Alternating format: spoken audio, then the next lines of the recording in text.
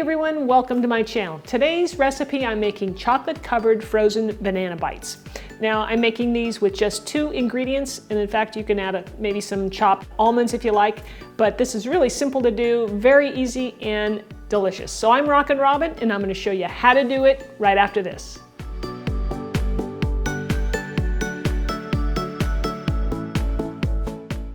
Let's go over our ingredients. Now ingredients are important here.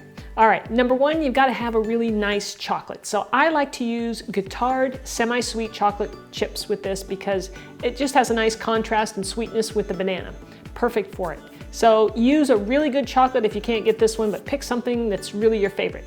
Next up is our banana. Now you want to pick a banana that's not overly ripe like this one. You want it to be more ripe like this one, which is just nice and firm. You want it to be firm, otherwise it's going to get mushy and that's not a good dessert. And then if you want to do the almonds, you can use some raw almonds. You can toast them up for a nice little extra flavor or not, either way. You just put some in a plastic Ziploc bag, take a meat tenderizer pounder on the smooth side and just pound them up a little bit until they're into nice little pieces. To melt your chocolate, you have a couple of options. Today, I am going to be pouring my chocolate chips into a microwave-safe bowl, and then we're going to pop it in the microwave for about 40 seconds on high. Take it out, give it a stir, it'll start melting, and then put it back in for 20-second increments until it's nice and smooth. You're going to want all those chips to be melted and nice and creamy and smooth, and then you're done. Now, the other option is you can use a double boiler like I have right here.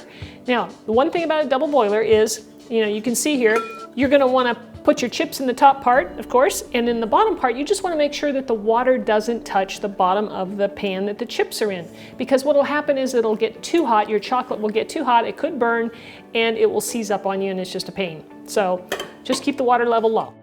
Now all we have left to do is to slice our banana. Our nice firm banana, right? It's ripe, but it's not mushy.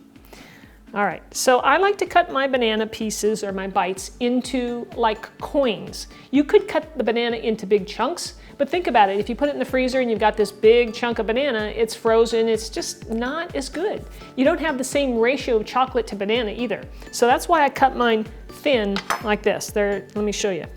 Okay, that first one that's kind of, got the rounded tip. You can make that a little bigger. But I like to make it just like this. This is the way they come in the stores too when you buy them. In fact, I bought some the other day, and this was before I started making my own. And I had a box in the freezer, and I had a craving one night, and I went to go have one, and the box was there, but it was empty. And I was really disappointed. And so then I'm like, well, I'll just make my own. I've got bananas, I've got chocolate. How hard can it be? And it's not hard at all. And I think it tastes even better. I like them way better. So now I'm not buying them at the store anymore. I'm making my own. So this is what you want it to look like. This is the perfect size for just the right amount of chocolate per bite.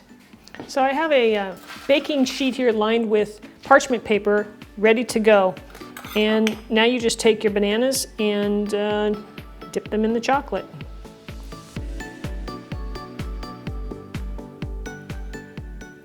Now I notice Guittard chocolate stays a little thicker than some of the others, and that's okay. You just kind of wipe it off and then place this right on your tray.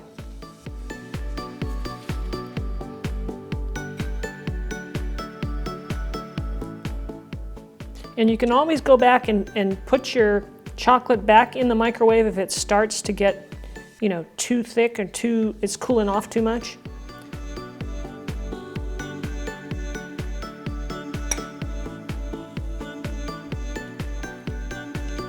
Now, if you want to add almonds to this, you can just sprinkle them on top.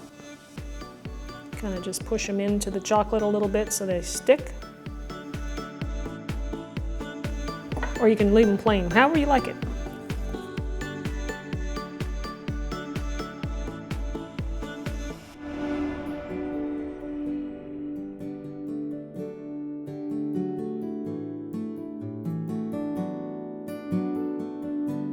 So now we're just going to pop these in the freezer, and once they get frozen, then I'll take them out, put them either in a Ziploc bag or a plastic or some kind of container with a nice tight fitting lid, and I'll store them in the freezer because I like them that way. So that's what we're doing. So that's all there is to this nice and easy recipe, guys. If you have kids or grandkids, what a great thing to do with them. They will have a ball with all the chocolate and the bananas, right? It would be a lot of fun. So think about that. Anyway, let me take a little taste on this. I mean, for me, it's about the chocolate. That is really delicious chocolate, guys. One of the best, I think, out there. So good. The frozen bananas, it's not too much of a banana in, you know, the ratio like I talked about earlier. It's perfect. Just the right amount of chocolate with the right amount of banana. So, guys, I hope you enjoyed the video.